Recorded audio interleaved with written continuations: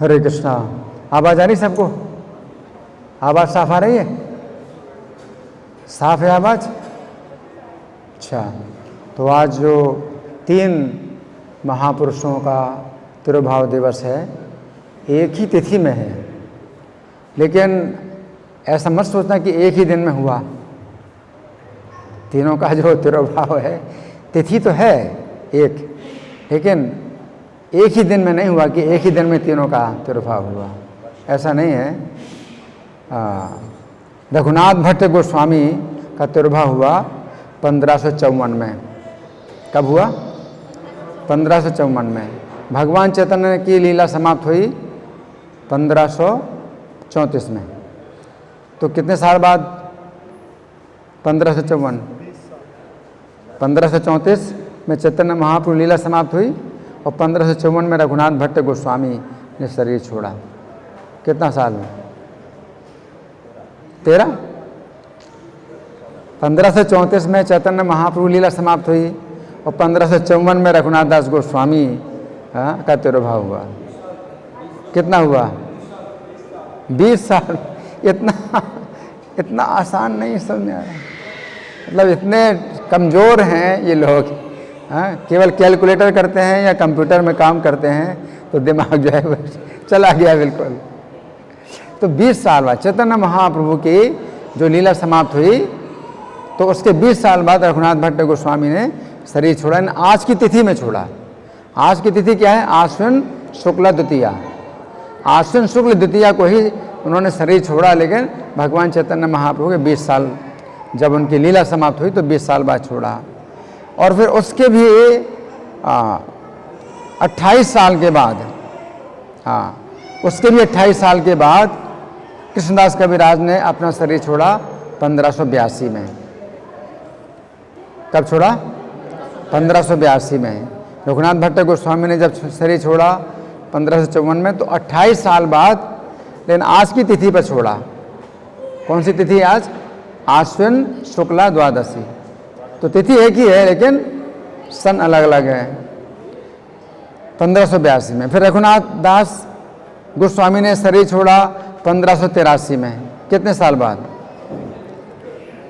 1582 में कृष्णदास कविराज ने शरीर छोड़ा, रघुनाथ दास गोस्वामी ने 1583 में छोड़ा। कितने साल बाद?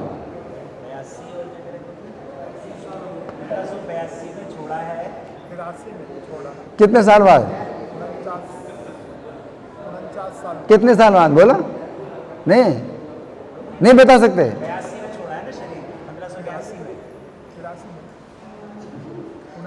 1582 में कृष्णदास कविराज ने शरीर छोड़ा और रघुनाथ दास गोस्वामी ने 1583 में शरीर छोड़ा। कितने साल बाद? 1 साल बाद हुए। 1 साल तो अब इतना नहीं बता पा रहे हैं हम लोग। कितना देर लगता है आप लोग? तो बताओ ना, आवाज़ फिर मैं माइक चेंज कर लूँ ना, ये माइक दूसरा माइक ले लूँ। मैं इसलिए तो पहले से पूछ रहा हूँ कि आवाज़ साफ आ रही कि नहीं आ रही।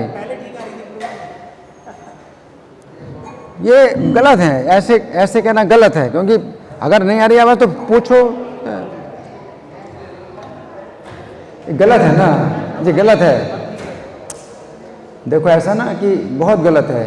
अगर आपको नहीं सुनाई पड़ा तो सुनो अच्छी तरह से, पूछो, है ना। बता नहीं पा रहे कुछ भी, सुनाई नहीं पड़ रहा तो बताओ सुनाई नहीं पड़ रहा। इसलिए बहुत बिल्कुल मतलब आप लोग पिछड़े हैं, बहुत पिछड़े हैं आप लोग, जो है कुछ अच्छे श्रोता नहीं हैं। तो ये तीनों जो महापुरुष हैं, तो इनका आज तिरुभाव दिवस है। लेकिन रघुनाथ दास गोस्वामी का जो आज हमने स्मरण किया, तो साल में 3 बार स्मरण करते हैं। रघुनाथ दास गोस्वामी का आविर्भाव भी आता है और रघुनाथ दास गोस्वामी का आज तिरुभाव है और उनका चीड़ादधि महोत्सव होता है। तो साल में 3 बार हम उनके बारे में सुनते हैं। लेकिन रघुनाथ भट्ट गोस्वामी का तिरुभाव है हमारे वैष्णव कैलेंडर में, आविर्भाव नहीं है। तो केवल एक ही दिन आता है, तो उनके बारे में तो हमने कुछ सुना नहीं। कृष्णदास कविराज का भी जो है आज तिरुभाव दिवस है, उनका आविर्भाव दिवस नहीं आता हमारे वैष्णव में, केवल एक ही दिन आता है। तो उनके बारे में हमने कुछ नहीं सुना, पूरा समय चला गया। रघुनाथ भट्ट गोस्वामी के बारे में कुछ नहीं सुना। रघुनाथ भट्ट गोस्वामी जो है रास मंजरी के अवतार हैं। कौन है? कौन है? नहीं सुनाई पड़ रहा? रास मंजरी के अवतार हैं। नहीं सुनाई पड़ रहा? ये कानों में खराबी है कुछ। कृष्णदास कविराज हैं कस्तूरी मंजरी के अवतार। किसके अवतार? अब तुमसे तो पूछा नहीं, तुम्हें कुछ नहीं सुना, अपने कान का इलाज कराओ। रघुनाथ दास गोस्वामी रति मंजरी के अवतार है। कौन है? मंजरी। ये मंजरियां हैं, तीनों मंजरियां हैं। तो रघुनाथ भट्ट गोस्वामी का जो है विशेष योगदान ये है कि उनकी प्रेरणा से किसी धनी व्यक्ति ने गोविंद जी का मंदिर बनवाया। वृंदावन में गोविंद जी का जो मंदिर बनवाया, क्या सुंदर कलाकृति है। 7 मंजिल का था, औरंगजेब ने तोड़ दिया, तोड़वा दिया। 7 मंजिल का था मंदिर, लेकिन तो अभी भी इसकी जो है जो कलाकृति है वो ऐसी है कि उत्तर भारत में मतलब बेजोड़ है। ऐसा मंदिर राधा गोविंद जी का है। और यहाँ पर इस मंदिर में 40 साल तक लगातार श्रीमद् भागवत की कथा करते रहे। इन्होंने कोई ग्रंथ नहीं लिखा, रघुनाथ भट्ट गोस्वामी ने कोई ग्रंथ नहीं लिखा, लेकिन श्रीमद् भागवत के एक एक श्लोक को 4 अलग अलग रागों में गाते थे। इस श्लोक को 4 अलग अलग रागों में गाते थे और इतनी मधुर आवाज़ उनकी होती थी कि व्यास जी स्वयं उनके इस पाठ को सुनने के लिए आते थे। तो इनका जो है इतना मतलब मधुर स्वर था और इनके प्रेम के अश्रु भी बहते थे जब श्रीमद् भागवत का पाठ करते थे। और कृष्णदास कविराज का बहुत विशेष योगदान है कि उन्होंने चैतन्य चरितामृत की रचना की। तो आज सवेरे सचिनंदन महाराज ने काफ़ी उनके बारे में बताया कि उनका जो शरीर था वो 90 साल का जब जर्जर हो गया बिल्कुल और आंखों से दिखाई भी नहीं पड़ रहा, तब उन्होंने लिखा चैतन्य चरितामृत। उन दोनों चश्मा नहीं था, उन दोनों चश्मा नहीं था, है ना। तो चश्मा से तो कितनी रक्षा होती है, आँखें ना दिखें, बहुत काम चलता है ना। और हाथ में जो है शक्ति नहीं थी, कलम पकड़ने की शक्ति नहीं थी, हाथ भी कांपता था। 90 साल की आयु में सोचो क्या हाल होगा। तो हाथ भी कांपता था, तो भी ऐसी हालत में भी उन्होंने जो है चैतन्य चरितामृत ग्रंथ लिखा। ये एक बहुत बड़ा आश्चर्य है कि जो उन्होंने ग्रंथ लिखा, है ना। तो उन्होंने सब वैष्णवों से चूँकि आज्ञा मांगी थी, सब वैष्णवों की कृपा मांगी थी। तो सभी वैष्णवों की कृपा अगर मिले और किसी वैष्णव का अपराध ना हो तो ऐसे बड़े बड़े कार्य होते हैं जो कि कोई सोच नहीं सकता।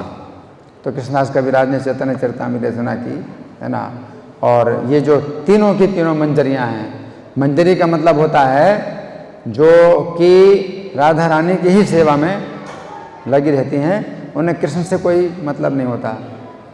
तो कृष्ण की सबसे ज़्यादा ये प्रिया होती हैं क्योंकि राधा रानी कृष्ण की आत्मा है और राधा रानी की सेवा में लगी रहती हैं।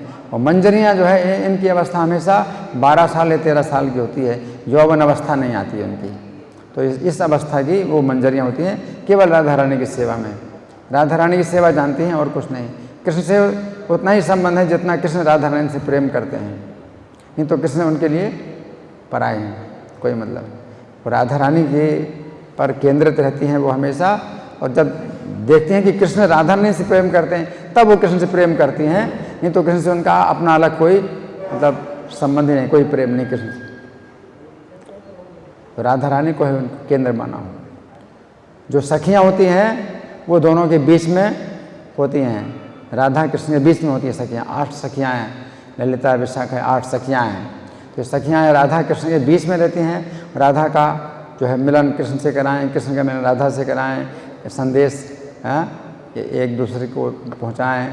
और इस प्रकार से इनकी जो है या लिभिर युक्ति रभ्यक्षणीया, वो हम लोग रोज गाते हैं ना, निकुंज योनो रथ के लिए सिद्ध। तो जो सखियाँ होती हैं तो वे युक्तियाँ बनाती हैं राधा कृष्ण का मिलन कैसे हो। तो सखियाँ राधा कृष्ण दोनों के बीच में होती हैं और मंजरियाँ केवल राधा रानी से ही जुड़ी हैं, कृष्ण से नहीं जुड़ी हैं, है ना। और गोपियाँ जो है वो कृष्ण से जुड़ी हैं, उनका स्वतंत्र संबंध होता है। जैसे राधा रानी एक गोपी हैं, चंद्रवली गोपी हैं, और अलग अलग गोपियाँ हैं, मिथिलापुर वासिनी गोपियाँ, अयोध्या वासिनी गोपियाँ, और पुलिंद कन्या गोपियाँ, सुतलोक वासिनी गोपियाँ। ये सब जो है अलग अलग अवतारों में जो स्त्रियाँ थीं वो गोपियाँ बनी और वे जो है कृष्ण से स्वतंत्र संबंध बनाती हैं। तो ऐसे गोपियों के अलग अलग यूथ हैं। तो गोपियाँ होती हैं जो कृष्ण से ही केवल जुड़ी हैं, राधा रानी से नहीं जुड़ी। सखियाँ कौन हैं? जो कृष्ण से भी जुड़ी और राधा रानी से जुड़ी हैं। और मंजरियाँ होती हैं जो केवल राधा रानी से जुड़ी, कृष्ण से बिल्कुल नहीं जुड़ी। ये अंतर है मंजरी, सखी और गोपी में। तो आज बहुत पवित्र दिन है। आज के दिन इन ऐसे महात्माओं की कृपा का द्वार खुला रहता है। हम जो है ऐसे महात्माओं की जो है अगर हम कुछ याद करते हैं और इनका चरित्र सुनते हैं तो हमें जो है उनसे कृपा प्राप्त होती है। श्री रघुनाथ भट्ट गोस्वामी तेरो भाव तिथि महामहोत्सव की जय। श्री कृष्णदास कविराज तेरो भाव तिथि महामहोत्सव की जय। श्री रघुनाथ दास गोस्वामी तेरो भाव तिथि महामहोत्सव की जय। श्रील प्रभुपाद की जय।